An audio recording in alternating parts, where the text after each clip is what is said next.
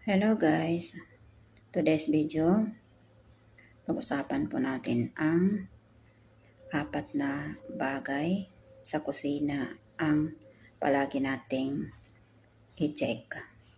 Ang una ay ang mga lumang mga spices. Kasi ang lumang spices ay pag ginamit mo ay makaka-apekto sa kalusugan natin at wala nang lasa.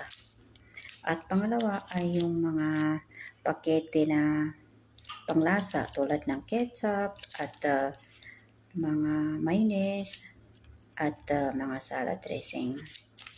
I-check po natin yan, ang mga expiry date niya para hindi po natin magamit. Maiwasan po natin hindi magamit.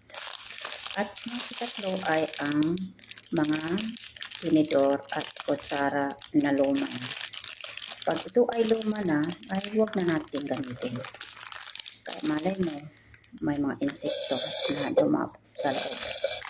At ikaapat ay ang mga plastic na walang takip. Huwag na natin gamitin kung ang plastic ay walang takip. Nahahayaan natin sa cabinet na lagyan ng pagkain. Hindi po yun mabuti. Maraming salamat.